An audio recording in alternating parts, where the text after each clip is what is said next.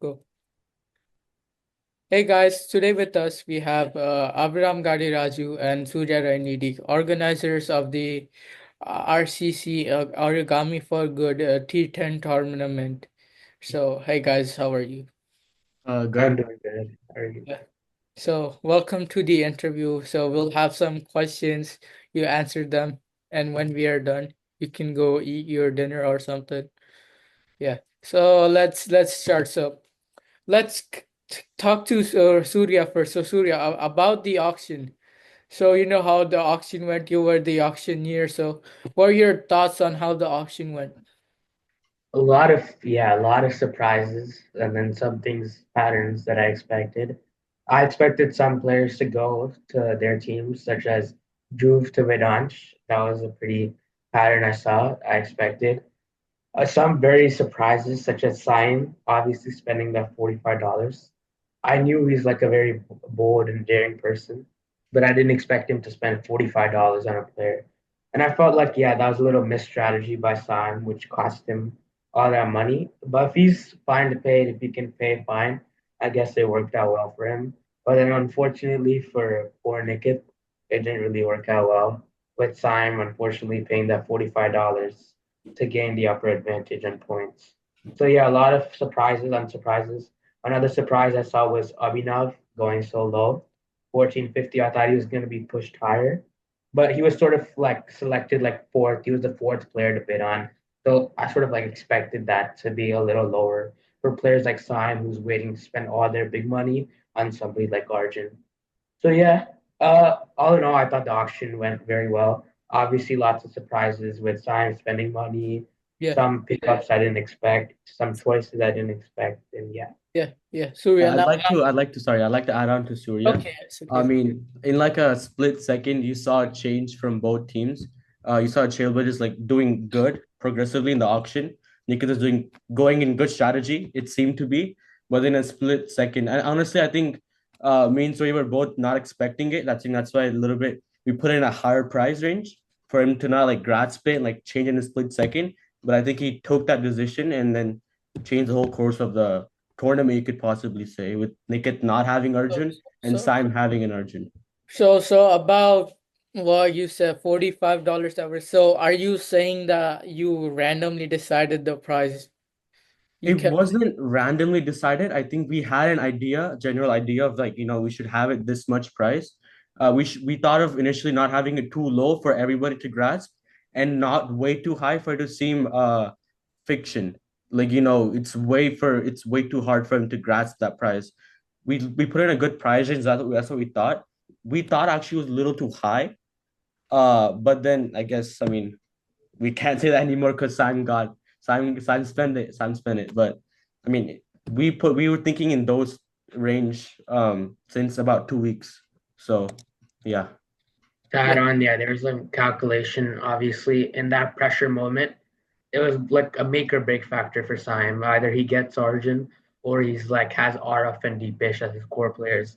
And obviously, he was like light years behind Niket. He was like 650 points behind Niket. So to cover that distance, obviously, in that like tense of a moment as well, a make or break situation, we decided to up the price. I think it was I mean, originally around in a $30. non-biased perspective situation too, Non-biased honestly, perspective. it's good Yeah, money for the club. So I mean, in a perspective of the organizer, of the president of the club, it's good money for the club. So in one way, I'm happy for it. In another way, you look at Nikit, who was good, happy enough in the throughout the end of the auction, and then like a split second changed everything for him. So Okay, yeah. So Surya, so about the auction, you were the auctioneer. How was the experience? yeah, it was good. It was like fun to see. I like to be able to bid on players. Obviously, it was a good experience to see other players bid. Very interesting, obviously, to see how players like had. I liked how players really had like notes. Nickett had notes, Jerome had notes. I liked how they strategized before on who they wanted to target and did so effectively. Like you could clearly see by the prices they were saying that these guys wanted to target these players.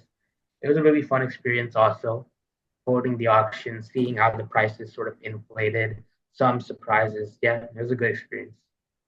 Okay, okay, yeah. So now coming to Abram.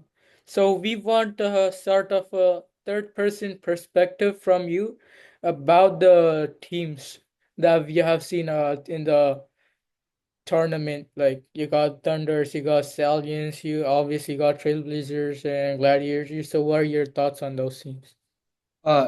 Right now, I mean, I'm putting everything on basis on paper. I'm not talking about, what's going to happen. I'm just talking about what's on paper currently right now. Yeah, What I feel like is that Jerem's team, the Gladiators, they have a well-rounded team. Everyone depends on each other. And I think most likely I would say in that way because you're seeing all of them being good enough all-rounders. Abhinav can bat as much as how much Ryan can bowl as well, which yeah, they're decent all-rounders.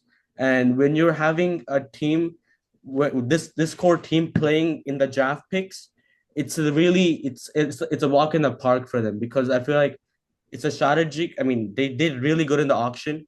I think they don't really necessarily have to fill any more points anymore in the auction in the draft picks at all to get players. Some teams might, but I don't think since they're depending on each other and there's really no one man army type in the team at all.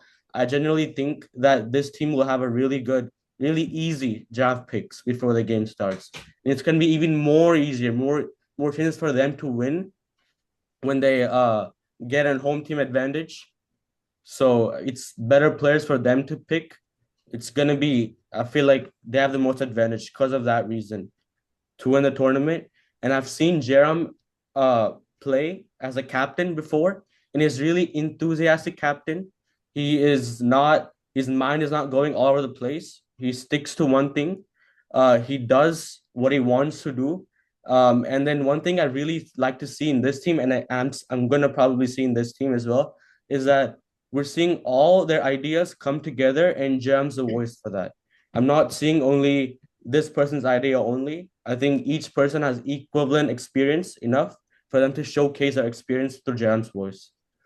Um, Other teams, Trailblazers, Nicket's team, I've said it's a bad team, but situations may change. You know, they haven't not have a good auction. It wasn't in their hands at all. They didn't have a good auction.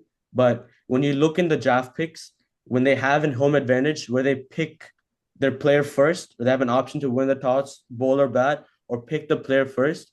They pick the player first, most probably. I mean, according to my opinion, I think getting Rayhan would be the best step to go forward to get Rayhan.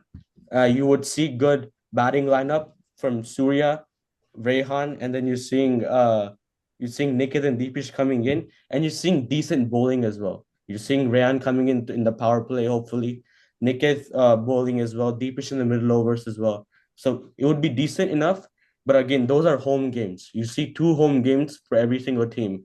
In those home games, it has to be a win for the Trailblazers. Other games as well, where you see strong enough teams for them to go against, it's really hard for them to bowl first and chase because the team itself, they're not batting strong at all. They're okay, really not batting strong. You might see Surya have a good knock of 20-ish runs, but no one really to back against that, especially when you're seeing a hardcore T10 tournament where everyone's going in the first innings and I feel like you're gonna see good scores in the tournament. It's yeah, gonna be a really hard chase for them. So batting first, maybe probably putting up 50 on the score, and maybe you're seeing Deepish coming in play, doing really well, and aggressive mindset's what they need, not to give up easily either.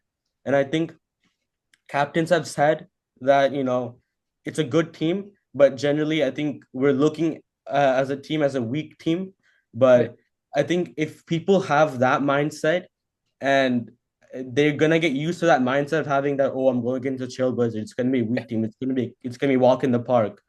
But when they're having that mindset, it's gonna be actually more of an advantage to the Trailblazers because they know that they're having that mindset and they can play against that. It could be a shocking game to see, and I feel like you're gonna see at least one upset in this tournament, one upset match for sure, and that's gonna be a really really good game to see. It's a good heartwarming game to see if yeah. they get to top two position and they win a couple of games for to Okay, entertain us. okay, okay, okay.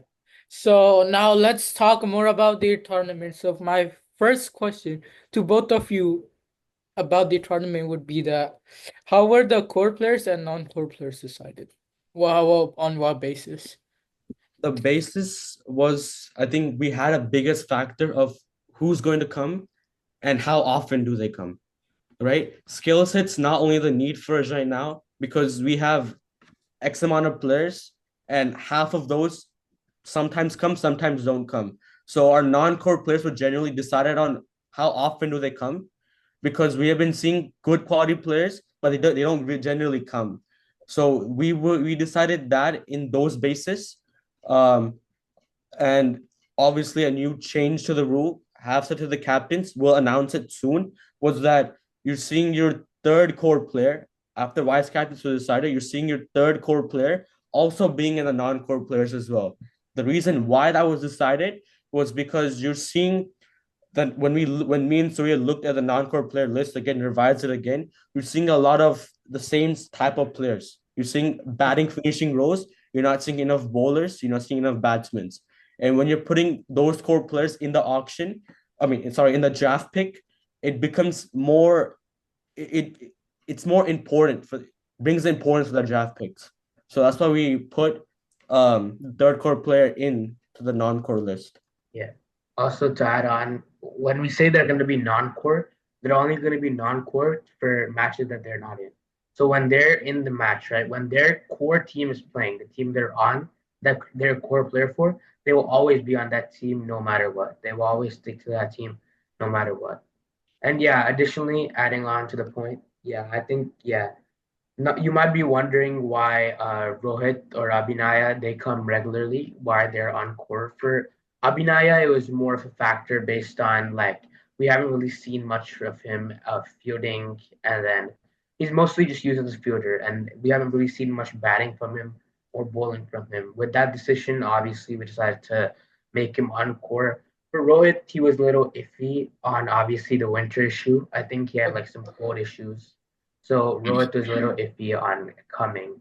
And then it's been also been a very long time since he's played cricket. So that factor also made him uncool.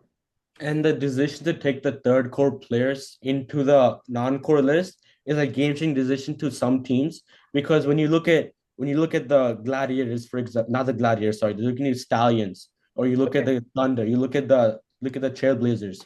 No, they're looking for more players. They're looking for a whole of a team because their auction went okay-ish or they went really bad. And again, I take the example of Trailblazers who did not have a good auction. They're looking for more opportunities, more players for the team to be the team that they want to play with. And when you're a home team, you have the option to pick your core player first. Sorry, your draft pick first, or you win the toss or choose ball or bat. It's a really good decision for them, and it's a good opportunity for them to grasp and win the game as well from Right. those two. Yeah. Yeah.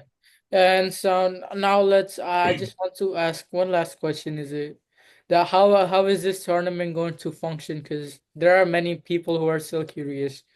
Either I know you have been already posted how it's going to work, but there are some lazy people who don't pay attention. So I would like you to like please explain for our viewers that how this tournament is going to work. This tournament is going to be obviously four teams. Yeah. The captains have been already announced. It's gonna be in a core and non-core basis. Core players are picked in the auction. Non-core players are the ones that play every single game, Yeah. right? They're the ones who keep switching and playing every single game. Core players stay in their team. They don't necessarily switch around in every single game. The third core player, obviously, we brought that rule just a few days ago, Yeah. was that the third core player, the person who was not elected vice captain for their team, they will play matches. They'll also play matches that are not their matches as well. They're not their team's matches as well. Okay. Um, the team is like that. The team type of organization is like that.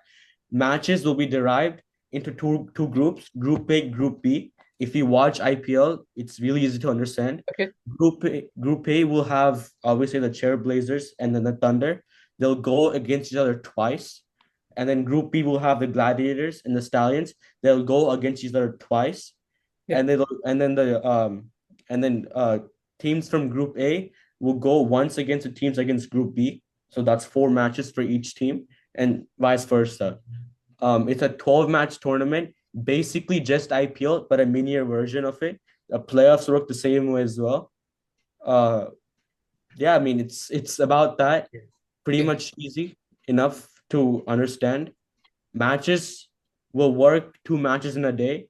One match will be I think it's the 11 o'clock to 12:25, and Okay. then there'll be a 10-minute break, and then the other match will come in as well, which is 12:35 to 2 o'clock. So two matches per day, a lot of entertainment, a lot of fun. Uh, Hopefully teams try their best to win. When teams try, it's a really, really good tournament. Hopefully, I'm expecting the best from all the teams. Yeah, Okay. to add on, I'm sure lots of people have been dying to know like what the home court advantage is. Obviously, Abhiram has just like been posting in the posters, oh, these teams have home court, these teams don't have home court. For right now, what we're planning for home court is obviously the team gets to choose whether they either want to pick a non-core player first or they want to automatically win the toss. The option they don't choose, the other team will get to do. So that's the home court advantage. We want to allow the teams to choose whether they want to pick a player first or win the toss. And obviously, the one they don't choose will go to the decision of the other team. Also, for home court, I mean, for playoffs, there'll be some matches which will have teams will have a more of a home court advantage. Obviously, with our playoff bracket having all four teams going in, there'll be some matches which will have some teams which will have more of a home court advantage than they would do if this is a regular season game. That will be announced like one like playoff time And comes. when we reach near the Yeah, playoffs, we'll be yeah. working on that. Yeah. Yeah. Okay, then thank you. And to our viewers, I would like to also say that we might stream the tournament on our YouTube channel. But for that to happen, you first have to get us to 50 subscribers. So please go subscribe and share it with your friends. So I guess, yeah. I guess that's all for this interview. So thank you guys for joining Thank us. you. Thank you for having us. Yeah. Thank you. Okay, thank you. Bye, guys.